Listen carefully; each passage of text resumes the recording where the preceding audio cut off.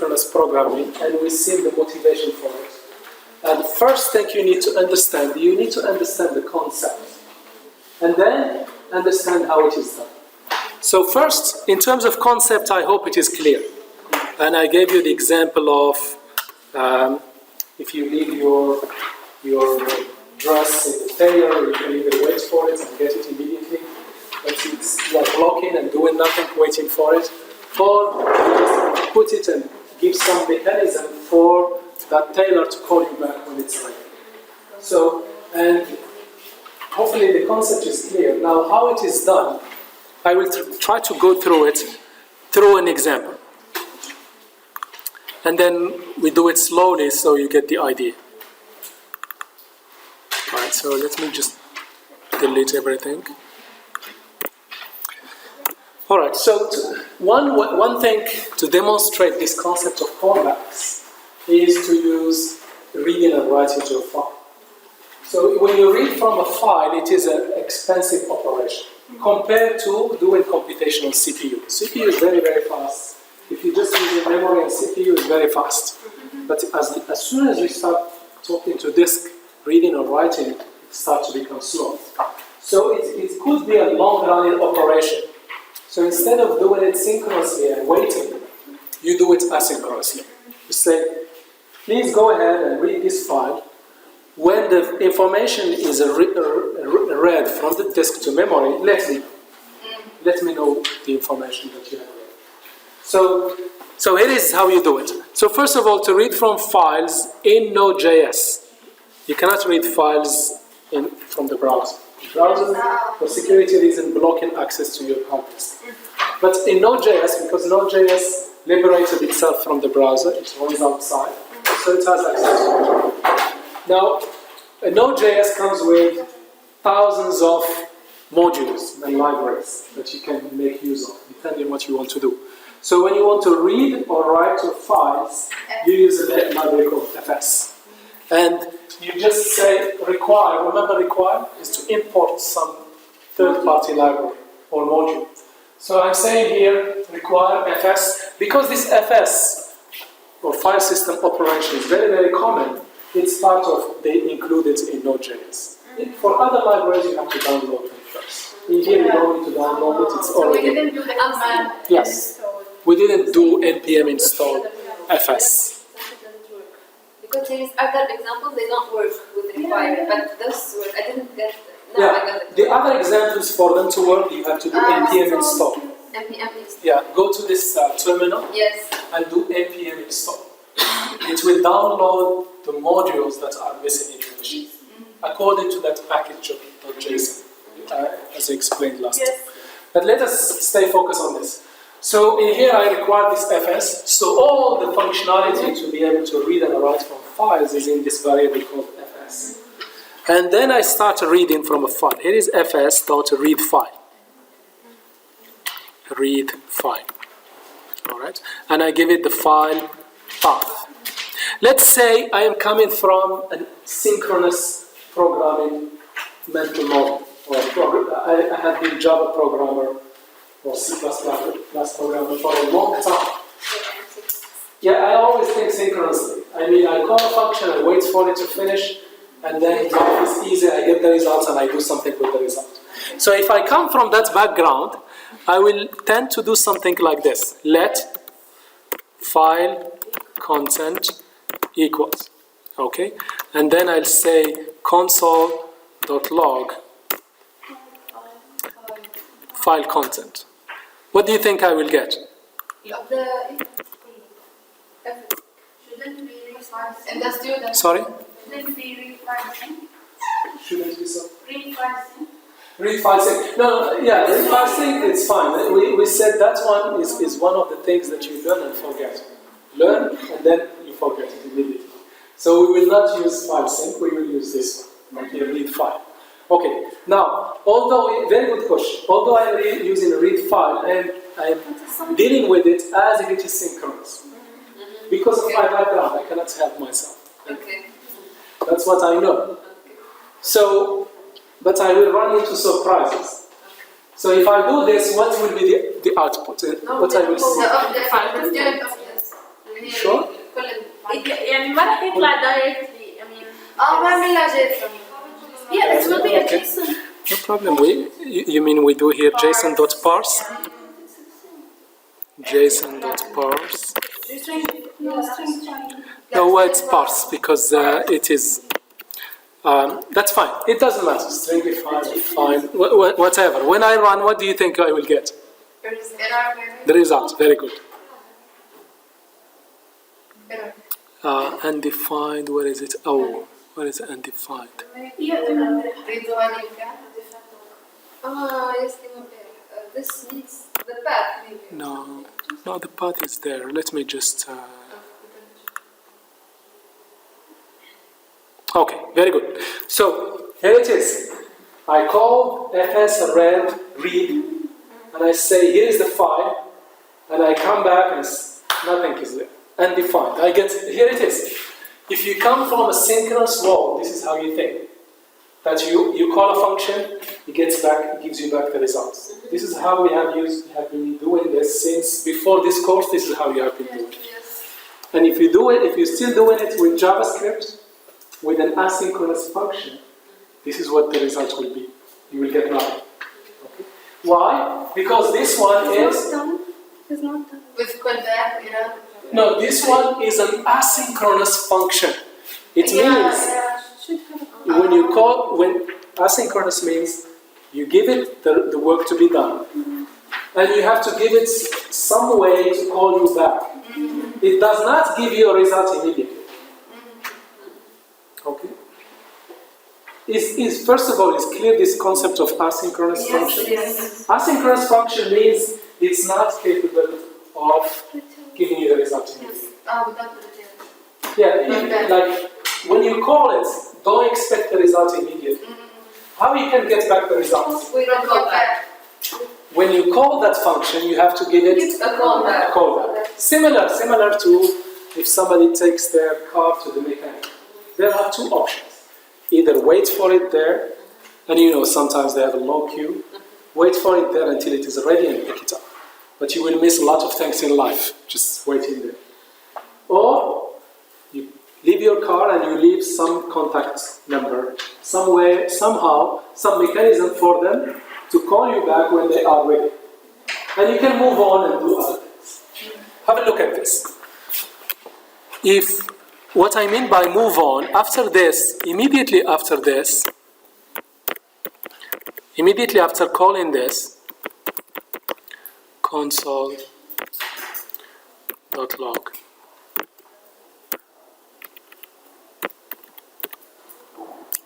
Enjoy, basically. You can do whatever you want to do. All right? So this is the idea that this call is not a blocking call. It does not block.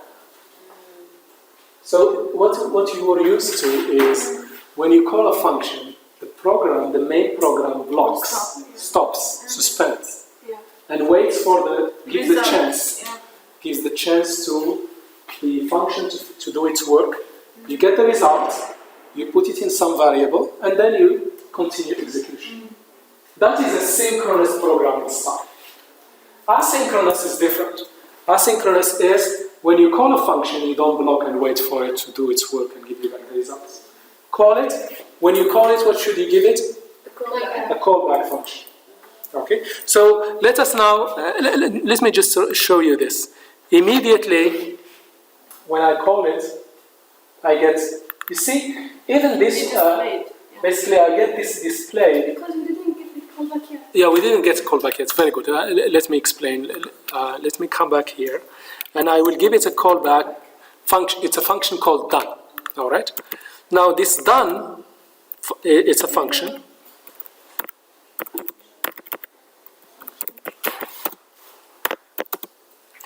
And what it does, callback.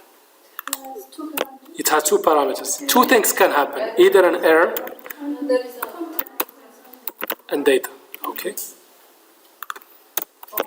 So when I am asking the read file, when you are done, I know that there are two things that could happen.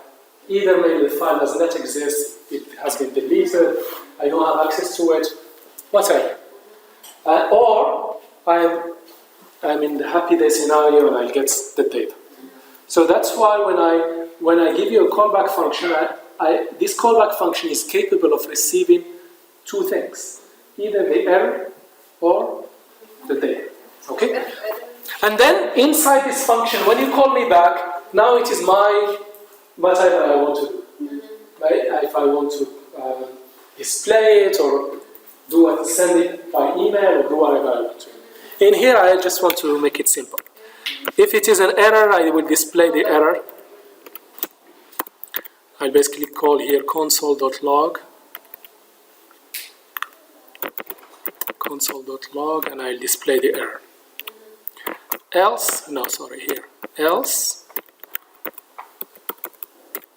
I will display the actual data. So here is, console.log.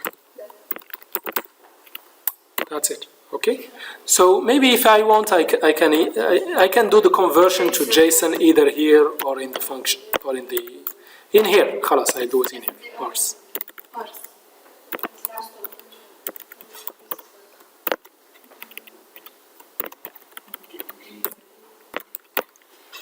Okay. So now this is how you deal with an asynchronous function. An asynchronous function, whenever you call it, you have to give it the parameter it needs to do its work, and you must give it a callback function. Callback function. Why did we call it a callback function? It can be called back after the work is finished. Yes. After the original function you have called done its work, what it will do? It will call you back. You are the caller, and you will become the callee once the function is finished its work. Okay. So exactly the same analogy, we do it whenever we have some work that we give to other people to do. We don't just stay there on their head. They will be even annoyed with us watching them. We leave them some space, and we can do other more useful things, and then we give them some way to call us back, either a phone number or an address or whatever it might be.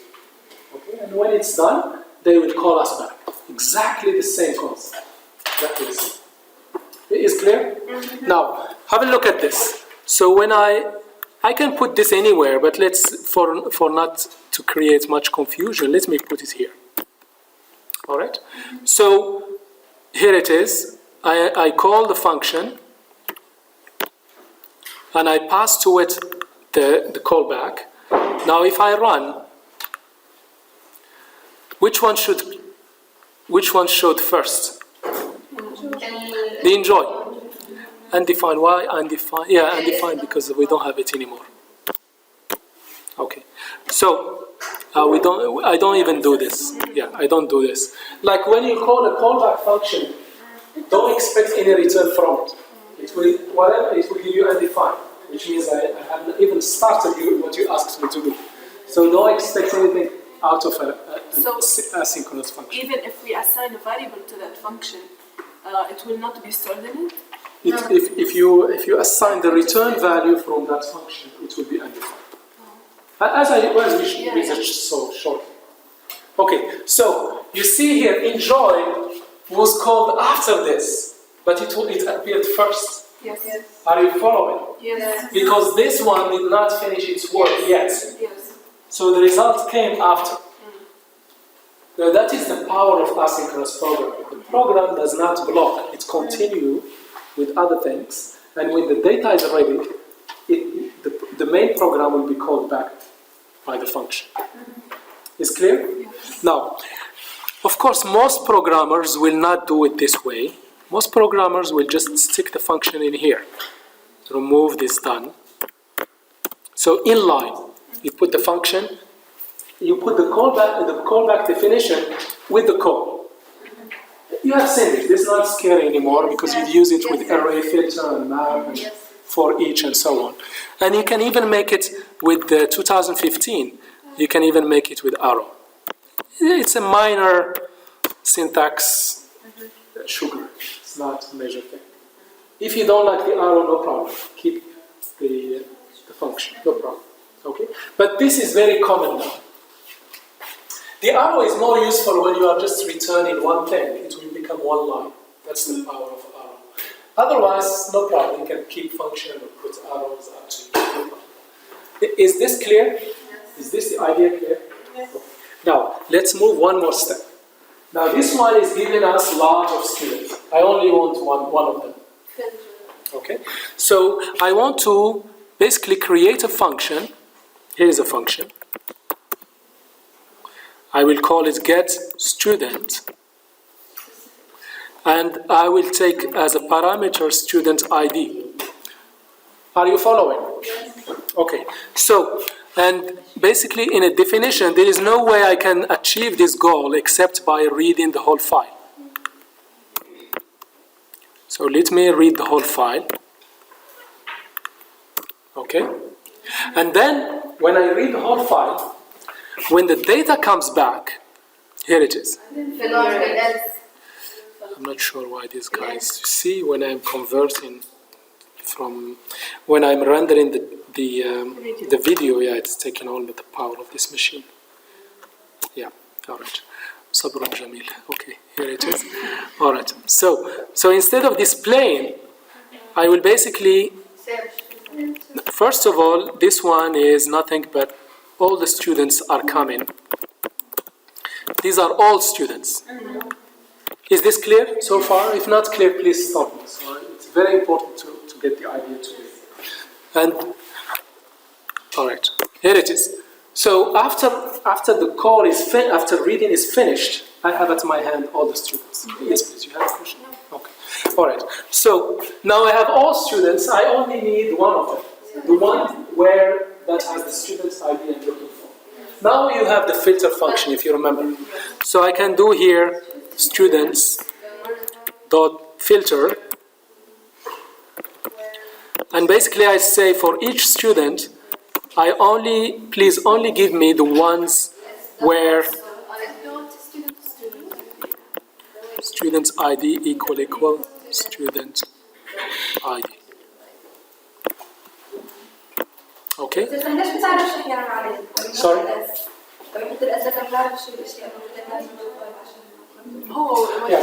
You need to know the structure of the file. So you know that each element, this is the power of JavaScript, object created on the fly. Yes, you're right. You know its properties. Yeah, the properties. The object properties from the file. So I know that there is something called first name. So in here, yes. So have a look at this. So what I will do here, let student, but remember, filter returns an array. I only want the first one. Have a look. I only want the first one, so I do 0. The first one we found, yeah, right? Yes. Normally it's 1. Normally it's 1 because the ID is unique. Yes, is unique. Of course, this is not a good programming because you still need to check if this student, the size, if it returns something. If it didn't return, you tell the caller you have nothing found. But let's keep it simple. For now. So when you return the student details, like only the student that Yes. you are searching for. Yes. So the 0, like why we put 0? Okay. And evidently we got it. No, look. Filter, by definition, it filters an array and returns another array. So what we got back is an array. Yeah. If we return it as it is, we will return an array. But we only want to return the first element of the array. Yeah. That's why we put this index 0. Is clear? Yeah. So here you want only the ID. No, I want only, you see this filter here, it will return me an array of students that meet this condition. Okay. So, look, if you have, It's only one element. still it is an array. So what if you have an array of elements, Yeah. okay, and you apply a filter to it, what you get back is another array. I want only to get the first one. Okay. If you return it, you will be returning an array. Although it only has 1, it's still an array. So how do you only return one element? Is you come to this array and just pick up the element with the index 0. Doctor, can I do student in the return, can we do student and open the square bracket 0? Yes. You can do it this way. If you want, you can do it this way.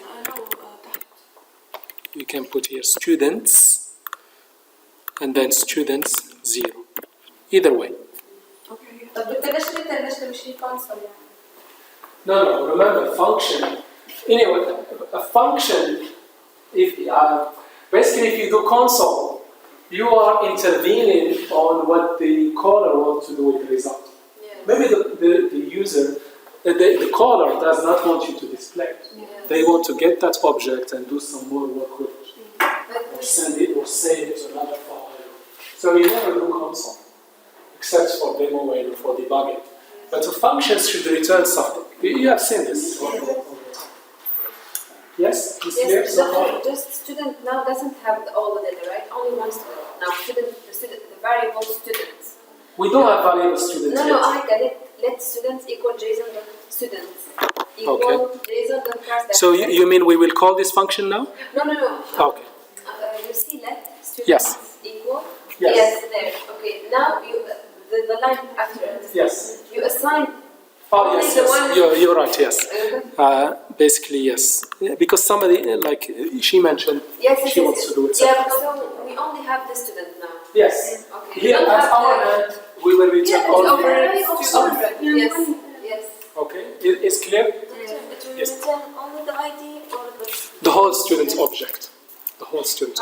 If you want just the ID, you will do dot student ID. So in the array we have objects. Yes, in the array you have objects. Remember, it is displayed here. In the array you have objects. Yes, very good. So let me just, let's now try to call it, okay? Here is one student ID. So I will do something like this. Let student equal, yes, get student, and I'll pass this as a parameter. All right? You following? Yes. And then I will do here console.log student. All right? That's it. And let's try it. Surprise, surprise. Undefined. All this work and then it's undefined. You see, you are still thinking synchronous. You still not get out of your... No, but it's a trick. I want you to follow this trick so you hopefully start to come out of the box, like the synchronous box. Okay? So this one, because this function relies on an asynchronous function, so that function becomes also asynchronous. Okay? So, for example, you say, I want to take this car to be fixed, and it was raining this week, and I'll take it for washing. So taking for washing, although there is nobody there, and it's empty, you can just take it. But there is dependency. You want to fix it first, and then wash it. Because fixing is asynchronous, washing becomes asynchronous.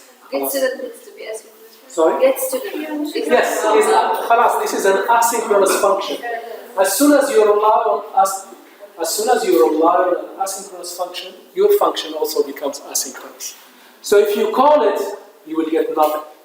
If you call it and block and wait for the result, you will get undefined. Are you following? Yeah. So instead, because you are relying on an asynchronous function, your function also becomes asynchronous. So what should you do?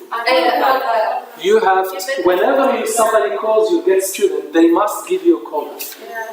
Are you following? Yes. So here it is. Here is the callback. So I must pass a callback here. So let's say, let's just call it callback. Okay.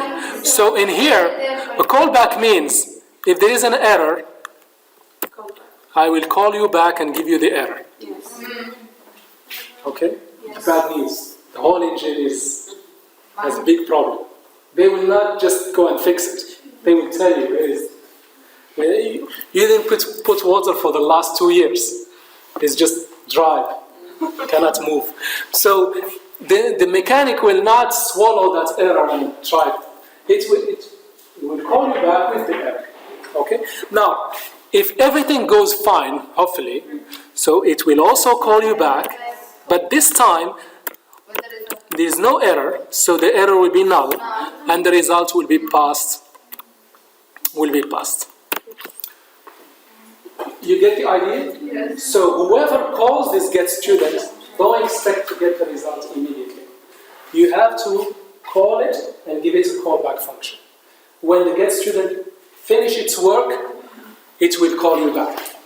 So now when I call this one, Yes, I have to pass a callback function, which is a function that takes two parameters, either an error or data. All right. So now let's ignore the error. Although the reason why Node.js people they put error and data is to kind of force you to always think about error handling. But let's ignore it for now. We'll just go straight to the data that we want to look at. Here it is. So this will not work. So we declare our variable, no problem, but we cannot set it. We have to set it when the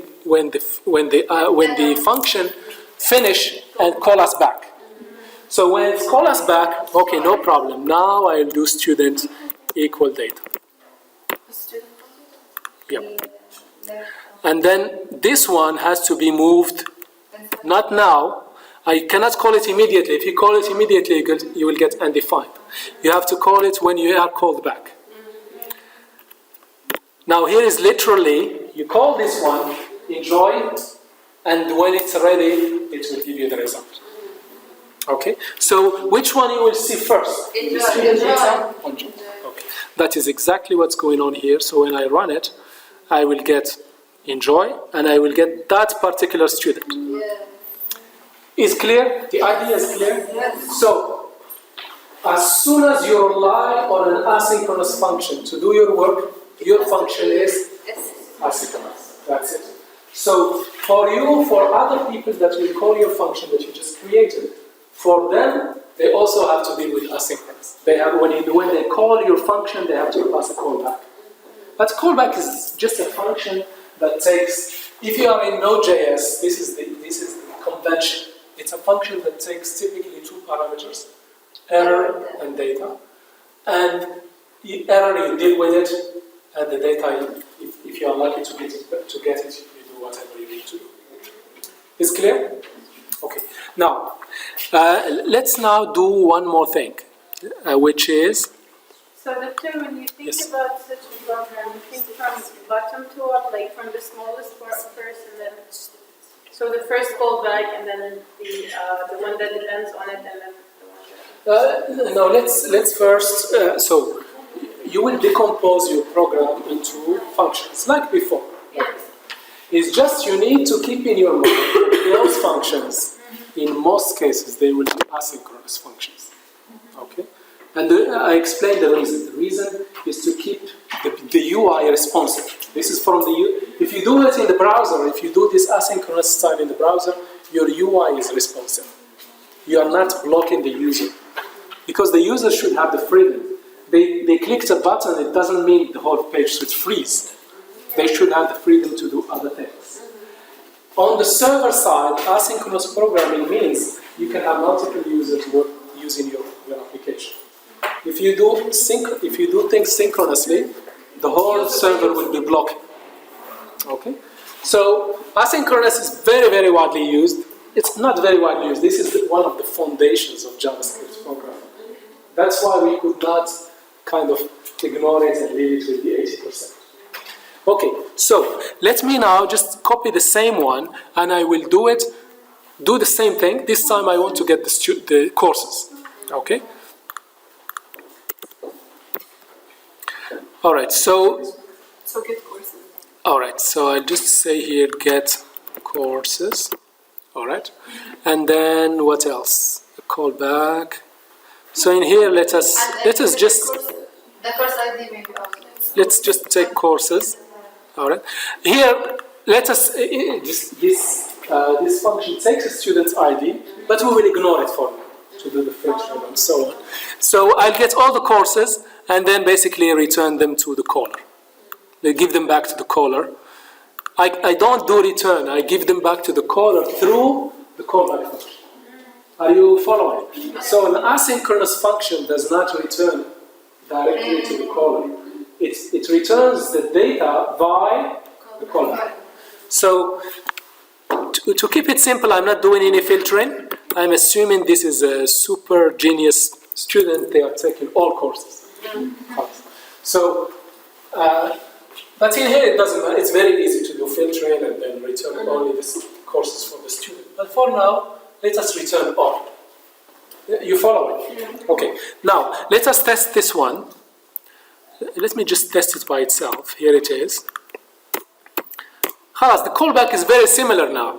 It doesn't matter what I am doing with it. What I'm doing is I call the function. Here are courses. I give it the parameter and give it a callback. Dr. Just before that, Sorry? you should update the file path. Yes, I will do that. Yes, thank you. So here is let courses. All right. And basically in here, I will say courses and display them. Of course, thank you. I will do something like, in this case, let us just, okay, very good. Because you need to. Yes, thank you very much. So yes, this is very good. So I'll put this one here, and then I'll put this one here, and I will make it course. You following? Yes. So they are independent now. All right. Very good. So that's it. So I'm getting the courses, and I'm getting the student. So let me first try it. Let me first try it just to show you everything is fine.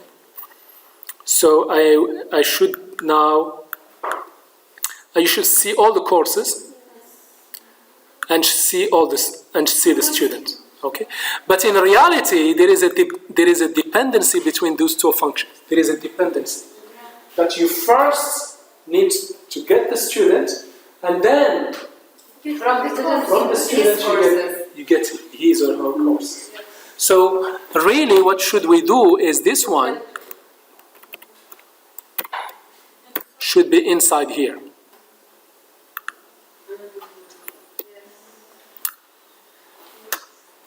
Come on, the mouse is playing up. Alright, so it should be inside here. And this will be, let's say, student.id.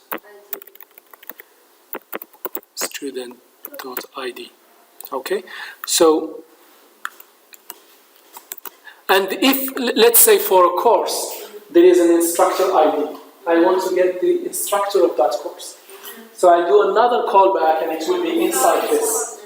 And if the instructor has, let's say, a building and I want to know the building number, I have to do another callback. So your program will grow horizontally and vertically. So your program will be like a pyramid. It will grow like this. And this is called the pyramid of two, or the callback help. It becomes too complicated. So let us first run this. Let us first run this, and we will see. No, what I will do here, have a look. No, don't worry, we will filter later. So I will just say student.courses. I'm adding a new property to this student, okay? And then even this one now should be moved here inside. Confusing.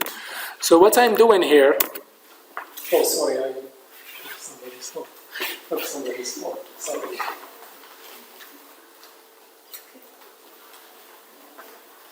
Okay, so what I want to say here, I got the student, and then I did another call to get the courses, and I took the courses and assigned them as an extra property on student. This is very common. You get an object and you extend it with more information. Define the student ID. Sorry? Define the student ID. Okay, student ID, very good. So what I will do here, I will just do student.student ID. This is to show you the dependency. I first get the student, and then from that student, I might here pass, really here, I should do student.courses ID, course IDs. Yes, But, then... yeah, but here I'm not going into the complication. I'm just trying to show you that the complexity of callbacks is not when you are doing a one function. It's when you have multiple functions that depend on each other.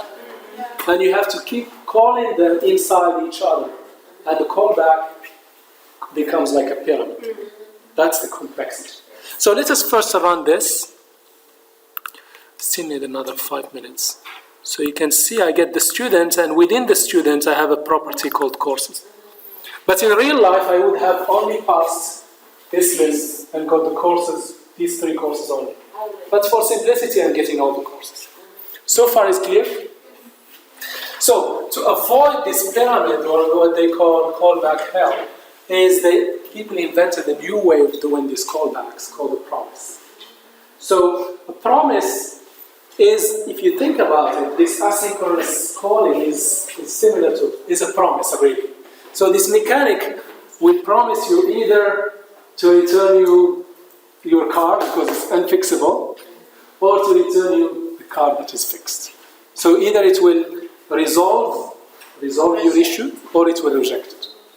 Same thing for this. Same thing for this dress you want to fix. Either it will be returned as fixed and resolved, or maybe the alteration you want to do is not feasible, and it will be returned to you.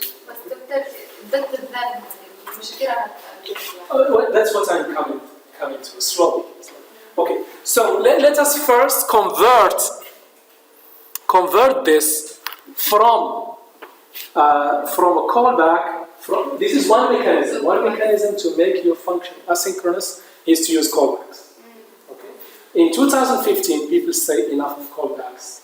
Let us change the way we look at the problem. Asynchronous programming is really functions giving a promise. What is a promise? Even in real life, what is a promise? It's something in the future. Hopefully, the one who gave you the promise, they will try to fulfill it. Or they will let you know, sorry, I couldn't do it. That's what a promise is. So when you look at asynchronous, is a really function that is asynchronous is nothing but a promise. So the way you do it is like this. So what you do is you say return a new promise. Resolve. So a promise is something that always takes two functions as an input, as a parameter. So the whole thing will be inside this. I will explain it. Inside the promise. Inside. The promise, Yes. Is it correct now? yes. All right. So basically, this is a common pattern. Once you understand it, you will do it over and over and over. It's a pattern that people use. So the whole function will return you a promise. And a promise is basically an object that takes two functions. One will be called if everything is successful, and the other one will be called if something goes wrong. So have a look at this. So in here, instead of calling the callback, I will do resolve. No, here reject. Reject. And here, I will do resolve. And when I do resolve, I don't pass the null, I just pass the parameters. And in here, you don't need to pass to me the callback. Okay, so I will show you. Sorry? There must be another then. Yes. Now to call it is different. To call a function that returns a promise is they want to make it similar to. So this is how you call it. Have a look. Yes, as close as synchronous as possible. So here it is. So you call the function, you give it the parameter, all right, and then you say then. So basically, if everything is successful, you will get a student object. Okay, and then do whatever you want to do with it. So in here, I will do this console.log. Here it is. All right, or I can do whatever I want to do with it. Or if there is some problem, I'll catch it in here. Error. and then I'll do